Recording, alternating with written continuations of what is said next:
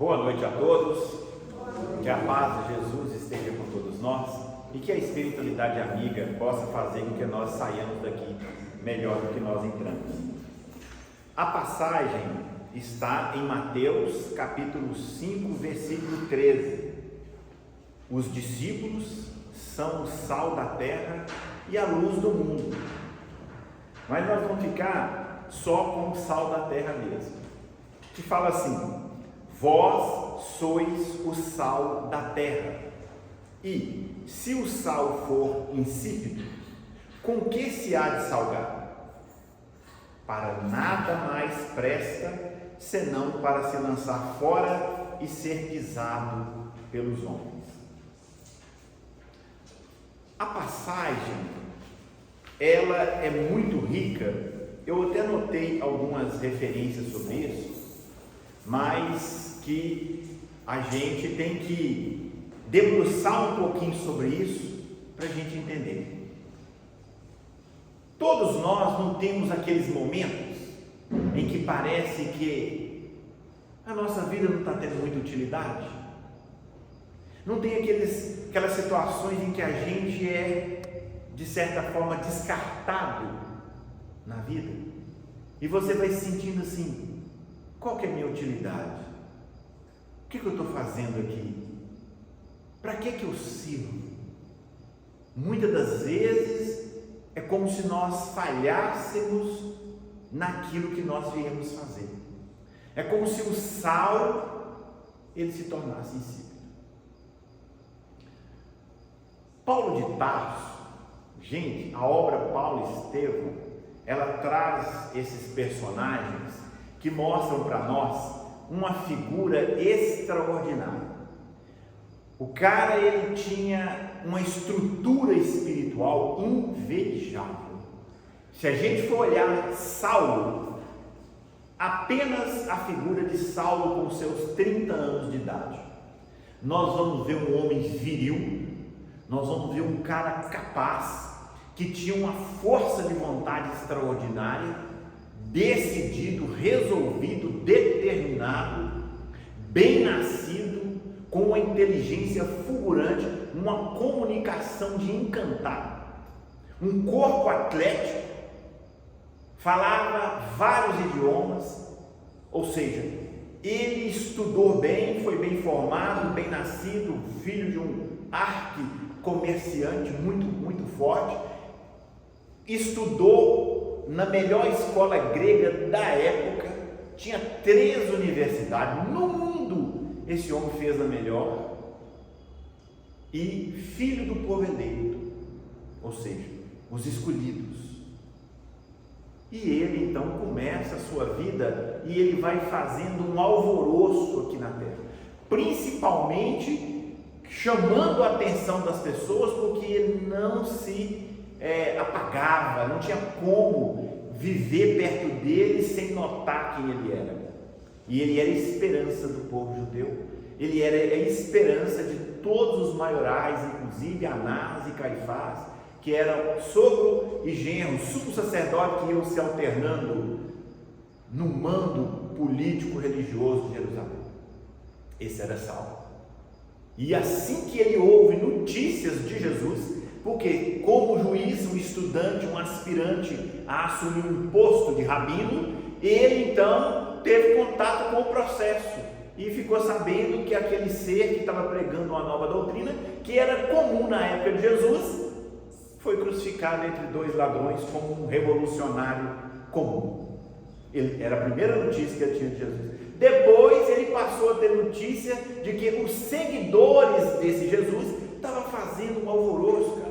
Estava mudando a lei de Moisés, estava colocando essa doutrina, um tal de homens do caminho, acima do conhecimento da lei.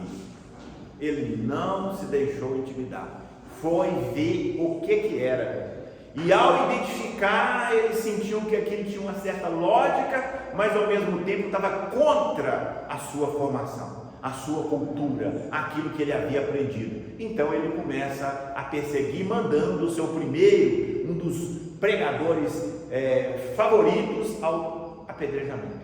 e ele inicia uma sanha de perseguição, que ele faz uma confusão em Jerusalém. Ele mexe com todo mundo, ele causa. Na verdade, se nós formos olhar assim, você vê que ele não tinha nada de sal, nada de sal. Ele estava muito mais para um condimento que alterava a natureza das pessoas do que o sal. E ali ele foi fazendo uma confusão. O fato em que essa confusão que ele estava fazendo externamente, ele acabou causando isso dentro dele também, porque ele ficou um semilouco, ele não ficou bem, ele tomava atitudes arbitrárias ao mesmo tempo, no calor da ação, e aquilo ali ele ia complicando a sua vida, no sentido de mandar matar, no sentido de abandonar amigos, de não reconhecer a autoridade dos mestres, e ao mesmo tempo de nem sequer considerar a situação que a sua noiva amada estava, simplesmente por ela ser irmã de quem ele havia apedrejado, ele rompe com ela. Se propõe a viver uma vida, uma secura de coração, sem a sua alma querida, mas para não deixar de lado as suas ideias.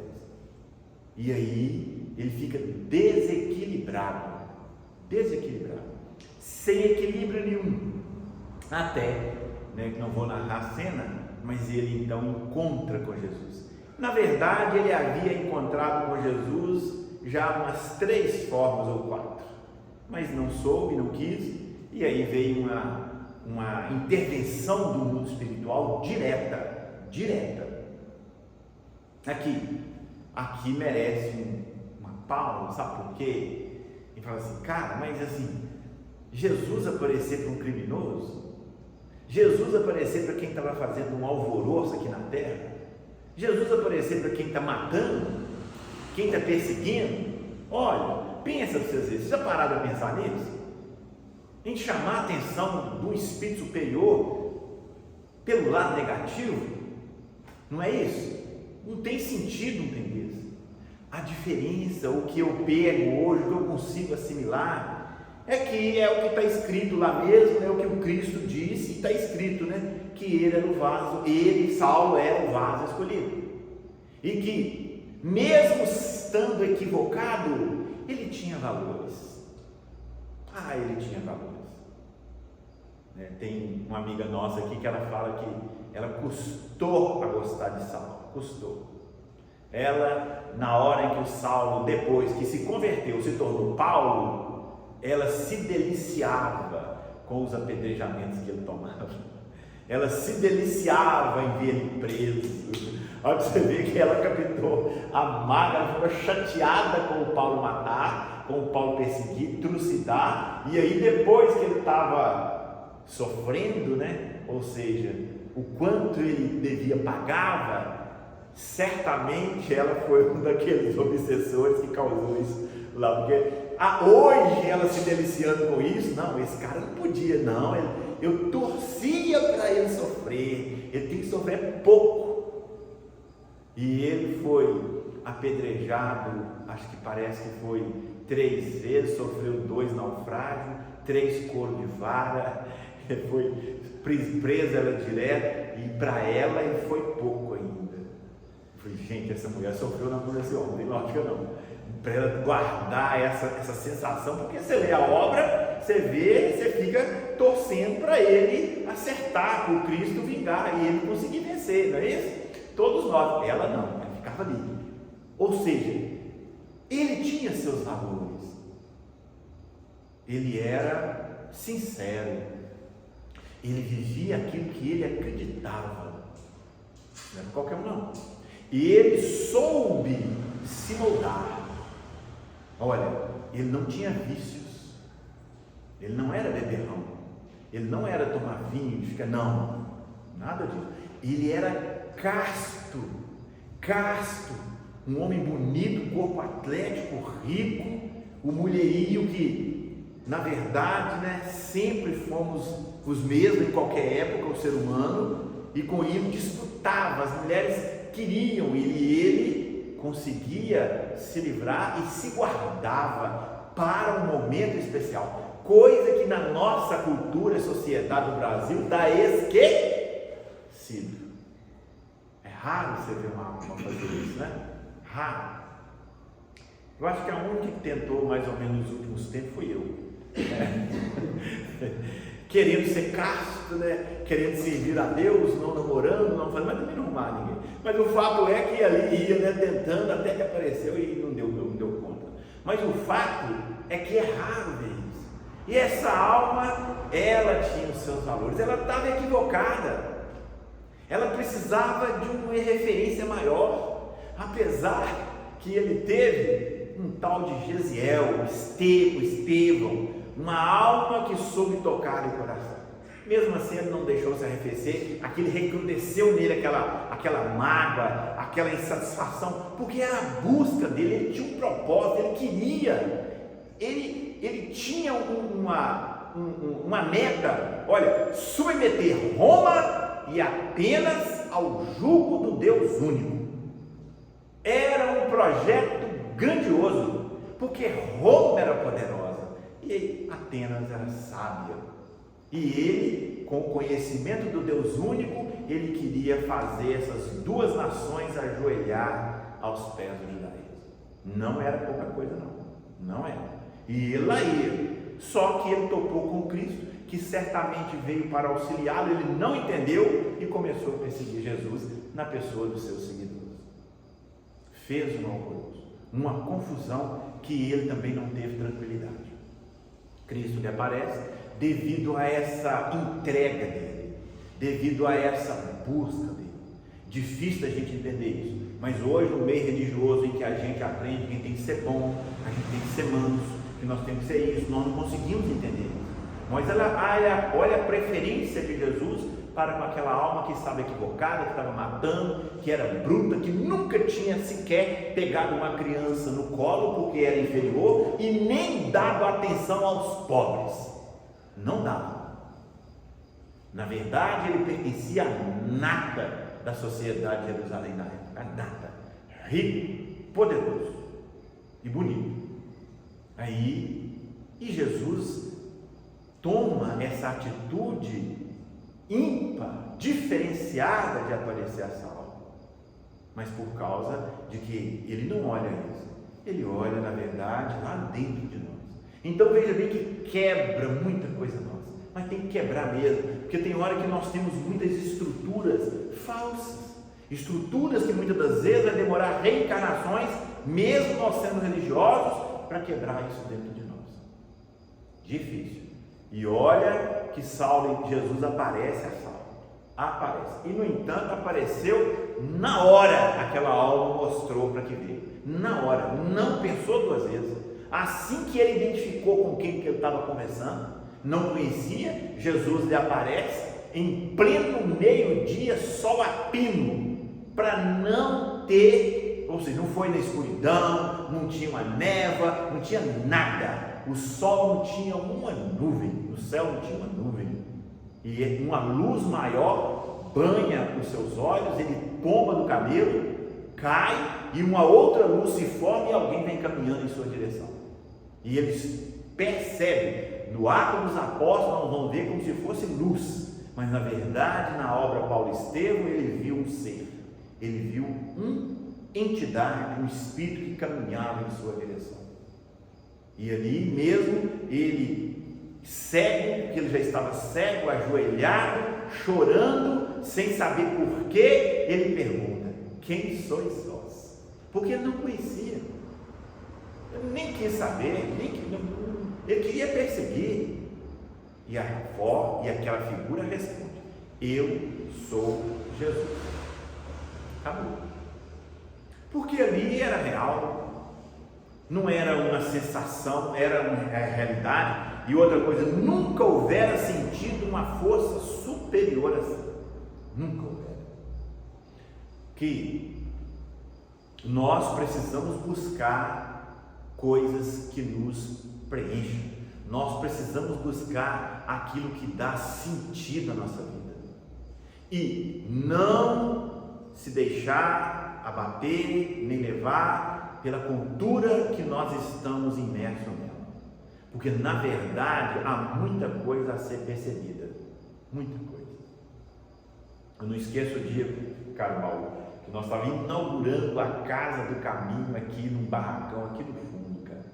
E eles me deram a oportunidade de eu falar, e eu falando, eu lembro quando eu levantei, já não era mais eu, a voz tremia, né, o queixo não conseguia se manter, e eu com dificuldade de falar, eu só sei que eu me senti dentro de um escafandro, ou de uma armadura de aço, ali, e só sentimento de gratidão à terra, de gratidão a religiosos, a todos aqueles que fizeram o ensino chegar até aqui. Na verdade, se eu fosse falar com vocês, o meu pensamento, o meu sentimento na hora era de crítica, era de condenação, de falar do movimento, como é que estava errado, como é que a gente tinha que fazer, abrir uma casa nova para a gente fazer diferente, para sair dessa, assim. Mas na hora em que eu orei e eu fui falar, tomou-me outro estado de espírito, cara, inenarrável. Não tem. Eu guardo isso como se fosse um presente da espiritualidade, para que eu pudesse pegar um pouco da sensação do que é ser um espírito resolvido, evoluído, seguro de si mesmo. Porque se me descarregasse uma metralhadora no meu peito, naquela hora não iria fazer nada comigo. Ele iria apenas estraçalhar o meu corpo, mas o meu ser não. É muito bom, é muito forte isso. Certamente Saulo sentiu daí para frente com a presença de Jesus. Ele sentiu esse estado de espírito que falou com ele, que ele sentiu que não tinha nada nesse mundo que supera isso. E não tem, de fato não tem. Só que nós temos que entender, quando a gente faz essa leitura, quando Paulo então, ele vai ser um seguidor do Cristo, aí a gente faz essa leitura assim, então o poder é errado. Mas não é uma leitura correta. A gente faz aquela leitura assim, aí ele viveu comendo frutas silvestres, não teve nada, mas, então a riqueza está errada. As leituras que nós vamos fazendo, devido à nossa percepção. Mas é uma leitura equivocada, porque nós tínhamos que ler de forma diferente. Nós tínhamos que ler que nós temos que ter condição para a gente dominar aqui a terra e ao mesmo tempo conseguir valores espirituais. É muito além. Então, e para isso ele começou a sua caminhada. E aí, desse ser que estava trazendo esse fermento azedo, complicado no meio de um monte de gente que não estava fazendo bem nem a ele mesmo, ele começa então a estudar e compreender as mensagens que Jesus vem trazendo. E ele vive isso. Aí ele vai levando, ele vai trabalhando, ele sabia que a coisa não era de rompante e nem de fogo fato. Ele sabia que tinha que ser metódico, constante na luta, principalmente consigo mesmo, principalmente com ele mesmo. Então, gente, olha, é como se fosse assim, olha, esse sal que é um convite que Jesus está falando que nós somos, para a gente ser, a gente tem então que olhar para dentro de nós, ver como que a gente atua, como que nós devemos fazer esse trabalho em nós. Olha, reparem vocês a nossa vida, ou a gente vai para cá, para o lado direito, digamos assim, né? Nossa, termo ruim, né? Ou a gente vai para o lado esquerdo, a gente vira assim, no extremo, e sendo que o sal é equilíbrio, Aí, eu anotei aqui, ó, você vê um tanto de referência que tem em Levítico 2:3, em Reis 2:20, em Jó 6:6, Lucas 17:34, Marcos 9:50, Mateus 5:13, Colossenses 4:6, um monte de referência sobre sal. Então, quando Jesus fala sobre isso, ele tinha conhecimento da tradição e de tudo que o sal era. Viu, Cláudia? Ele não falou assim para nós, seja o doce da terra. Não. O doce agrada, né? Mas também prejudica, né? Não é isso? É sal. Mas sal de pitada. Não é sal também grandes proporções, não. Viu, gente? Um dia eu falei com você, nós estamos comendo muito sal, o sal faz a gente ficar surdo. Eu falei, pronto, já é. Né? Porque na verdade é pitada. Olha o que o sal faz. O sal preserva. Ele preserva. Ele luta contra a podridão, a putrefação. O sal, ele cura. Ele é um elemento curativo. O sal conserva. O sal, ele dá sabor, ele tem um toque especial. Tudo aquilo que toca o sal, ele equilibra. Olha a vida. Então é onde nós chegarmos, a gente fazer esse trabalho.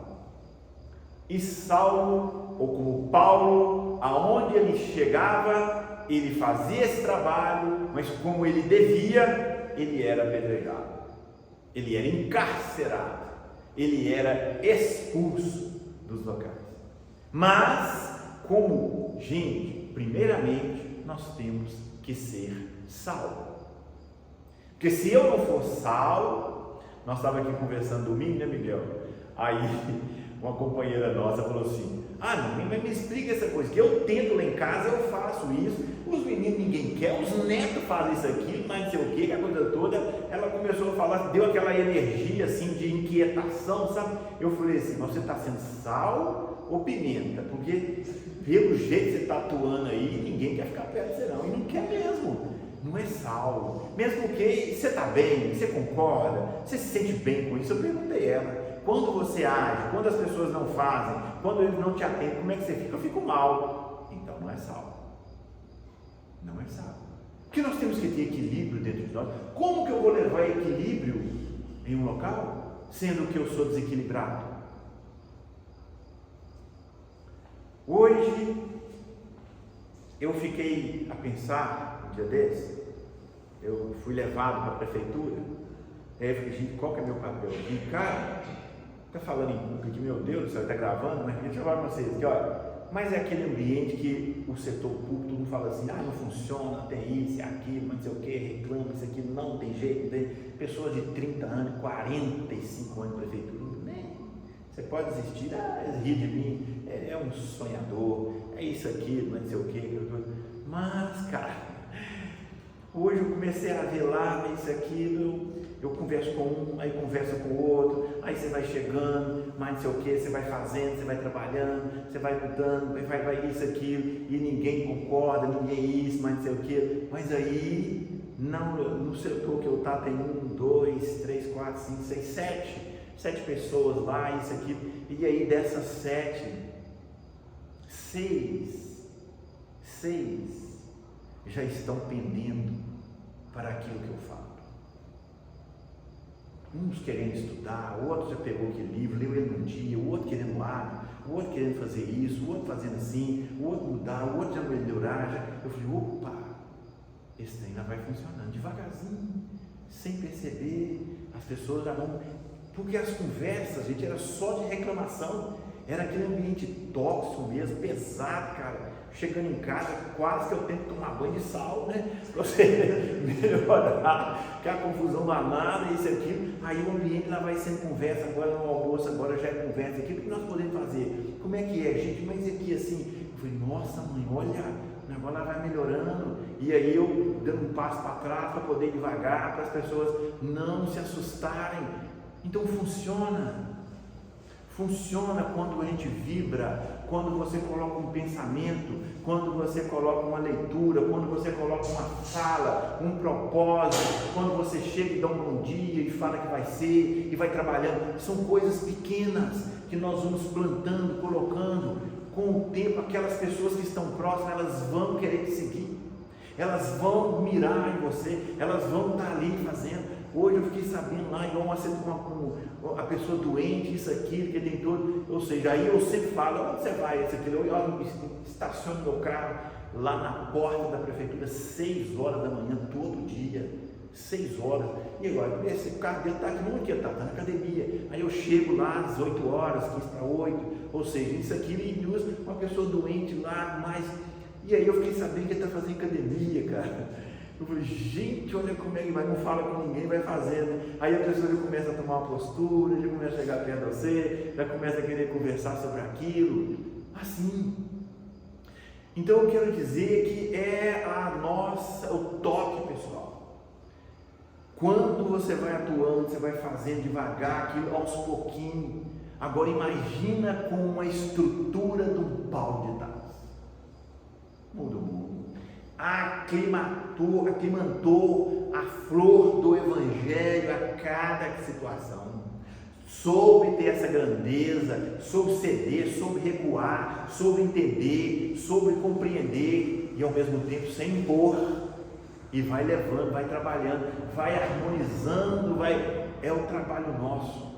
É claro que nós não temos e nem podemos mirar em ser a outra pessoa, mas aqui, cara, olha a mensagem do sal. Se o sal não fizer a sua função, para que ele serve? Para ser pisado pelos homens.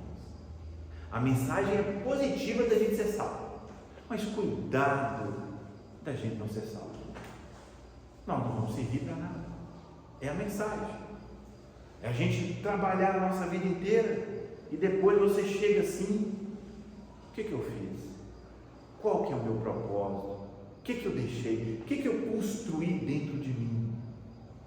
Gente, cara, eu tenho falado, eu tenho gritado, e eu sei que talvez até para mim mesmo, olha, nós estamos dentro de um movimento, nós estamos lidando com ensinamentos que são assim, extraordinários.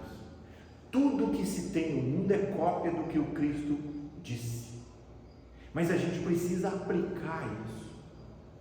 Nós espíritas ou religiosos no geral, nós precisamos deixar de ser teóricos, pessoas que vão buscando conhecimento, entendendo e saindo e mantendo do mesmo jeito, sabe, mexer dentro da gente. Nós precisamos meter sabe aquela colher de pau dentro de nós e mexer e ver o que é, quem que é você, como é que é isso. As circunstâncias da vida, elas servem para isso, sabe, as contrariedades, as pessoas não gostando, te fechando a porta, é para isso. Nós não temos que ser benquisto, o mundo nos colocar um tapete para a gente pisar, sendo que nós não temos essa estrutura ainda. Então, entender isso, olha, você chegar no local, ninguém te notou, você queria ser notado. O sal, não é esse? Ele se mistura com qualquer outro produto. É muito produto que se parece com sal desse, muito produto. No entanto, ele não tem intenção de fazer isso, mas ao mesmo tempo ele se distingue pelo seu sabor, pela sua função, pela sua atuação. Isso nós podemos. Você chegou, as pessoas fecharam a porta para você. Pronto, faça a sua vida, haja como sal, trabalhe, olha, estruture, porque senão nós vamos ficar magros, vamos ficar ali, culpando as situações, pessoas, mundo, país, governo, e a gente não faz o nosso trabalho, e a gente não realiza primeiramente esse trabalho de manter esse equilíbrio, essa constância, essa perenidade na sua função, na sua atuação direta. Ora a gente está assim, ora nós vamos para lá. Então a gente não tem. Aí a gente vê Saulo de Tarso, que foi o maior fundador de igrejas do planeta, foi o cara que mais viajou em prol do Cristo a pé, né? Foi um pregador de sucesso, ou seja, mas onde que ia apedrejado, mas foi. Então assim, aí a gente mira nisso, não. Aí você vê no livro Renúncia, um Alcione, que não fez nenhum discurso, que não fundou igreja nenhuma, mas ficou entre os seus familiares, ficou entre ali, trabalhando como empregada doméstica comum na vida, morando de órfãos algumas vezes, lutando, quase que pedindo esmola na rua, tocando, trocando, e no entanto, conseguiu do mesmo jeito, seu equilíbrio, seu sal, aquilo que tempera, aquilo que dá um toque pessoal, um sabor especial na vida das pessoas.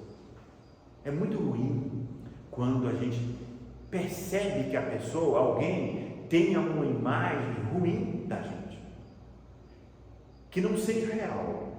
Eu estou falando quando não é real.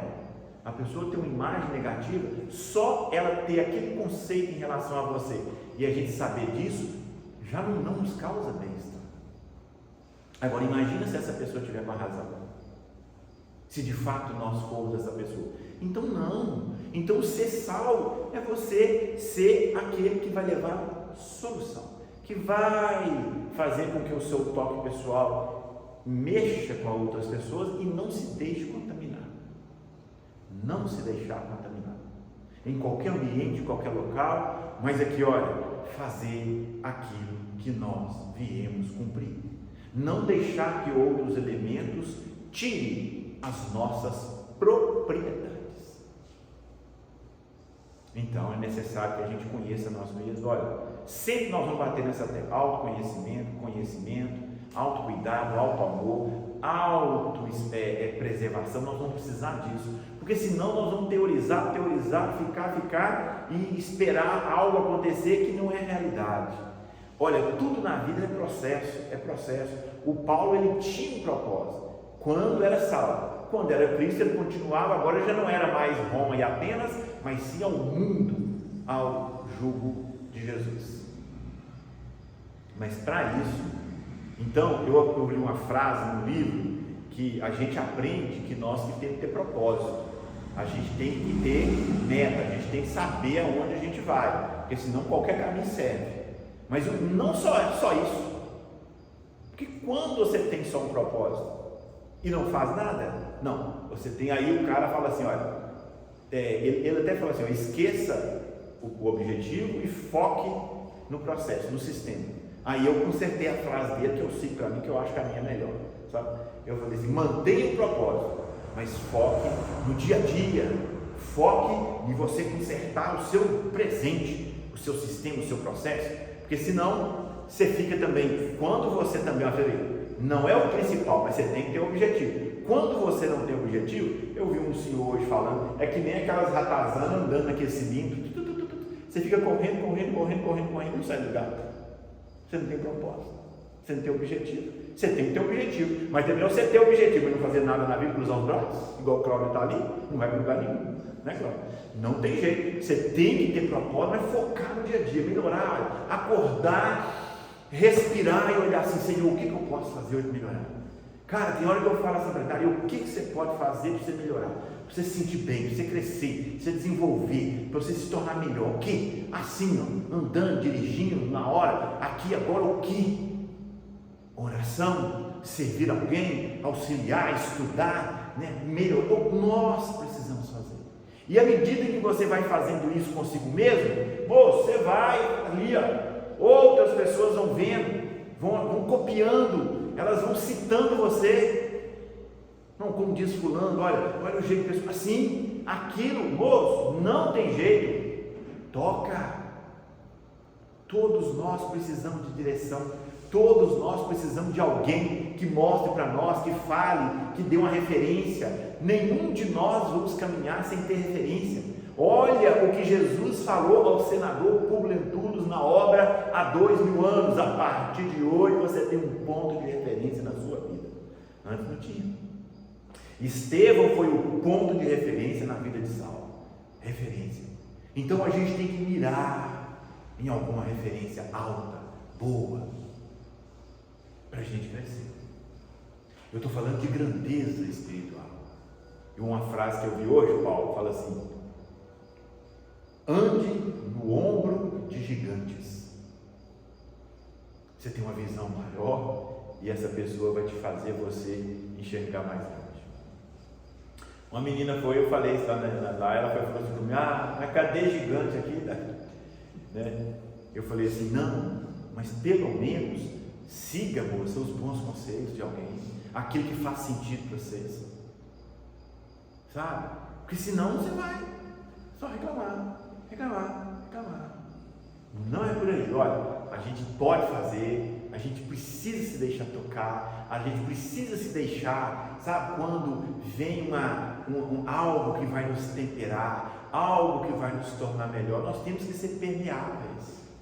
Um dia o Robson falou aqui na casa, mas tem hora que nós somos impermeáveis aos ensinamentos do Evangelho. A gente não se deixa tocar, não se deixa. Olha, e muitas das vezes nós não tocamos ninguém. Então a gente fica naquela posição, a gente nem é sal e nem deixa o sal nos temperar.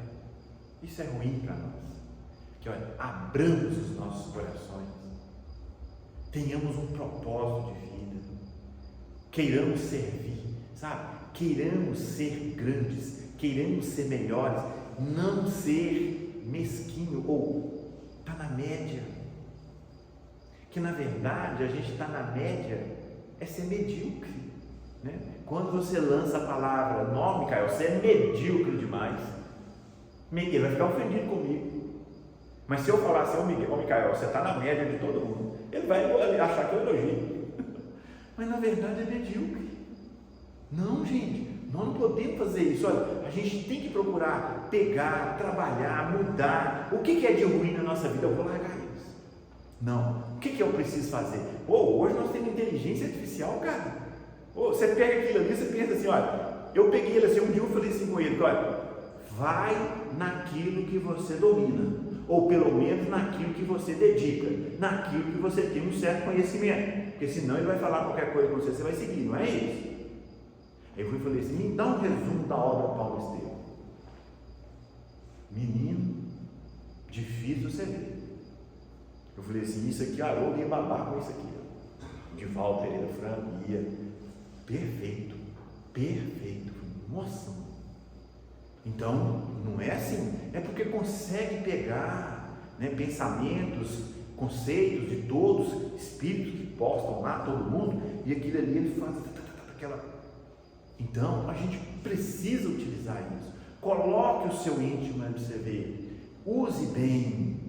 Para a gente estar crescendo, para a gente estar melhorando nós mesmos. O que eu posso fazer para que eu se torne um equilíbrio na minha vida? Gente, é a imagem do pêndulo. O sal é ser esse pêndulo. Agora, já pensou? O pêndulo, aqueles relógios antigos, tem mais só na casa de rico hoje, né? Igual tem na sua casa, na casa do marido lá, tudo fica assim, tim, não é isso? Ele faz assim, ó. Fica oscilando para lá e para cá. É assim, ó. Cláudia ganhou mais dinheiro na loteria. Ela vai lá. Assim, Cláudia morreu o cachorro dela. Nossa, vai lá para o outro lado. Daí a gente vai fazendo assim. A gente vai oscilando. O que a gente tem que fazer? E diminuindo essas oscilações. E diminuindo. Não deixando que isso afete a gente. E aí você não morre não, meu amigo. Simplesmente você tem equilíbrio. Como diz Simão Pedro, a melhor posição é a do meio. Mas é uma posição ativa, é uma posição. Aqui eles falam assim, aqui, olha, tem uma fala aqui que ele fala assim, quer ver? Cadê? Em Atos 8, de 1 a 4 e Atos 17, 6, em Atos Apóstolos, certamente Lucas escreveu assim, ó, penso que temos sido chamados pelo Senhor para ser uma força ativa no mundo que nos rodeia. A gente ser uma força ativa no mundo que nos rodeia. O sal é uma força ativa. É você conseguir estimular a pessoa para o positivo, para o bem, para o belo, para a harmonia, para a alegria, para a produção, para o crescimento o tempo inteiro. Porque senão a gente fica naquela vida ruim, amarga, e a gente ainda fala assim, é porque estou assim porque Deus quer. Eu falei, Deus que me livre do seu Deus, né? Porque não pode, gente. Que olha, esse é sal. Sal, ele tem uma função assim, geral no nosso planeta. Então que nós possamos pensar nisso.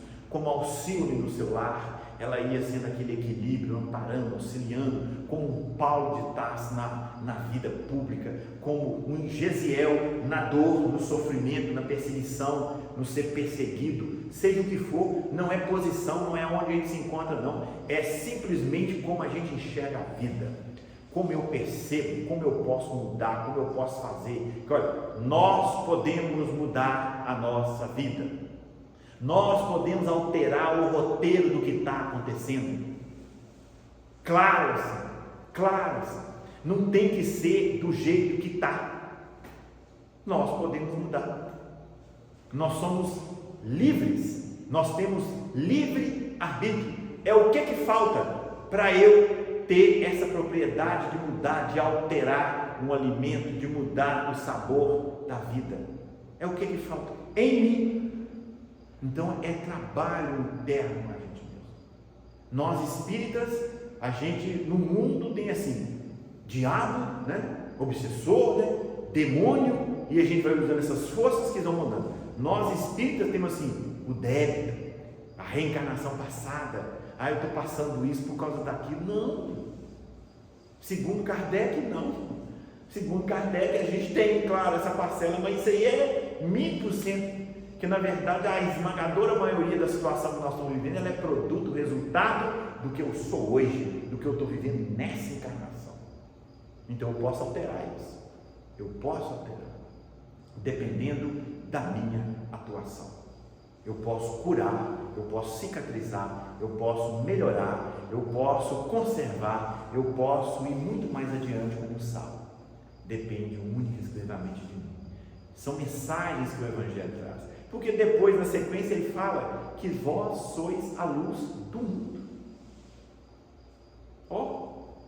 A gente tem hora que está parado, tem hora que você não consegue enxergar uma solução de nada assim, não é isso? Como que eu serei essa luz? Mas eu sou. Então eu tenho que fazer essa luz acender dentro de mim. Eu tenho que fazer esse sal temperar o meu ser, equilibrar, entender os acenos do que vai acontecendo, e eu buscar o meu caminho. Na verdade, eu preciso encontrar o caminho. Que Jesus nos abençoe, nos ilumine e nos ampare sempre. Que assim seja.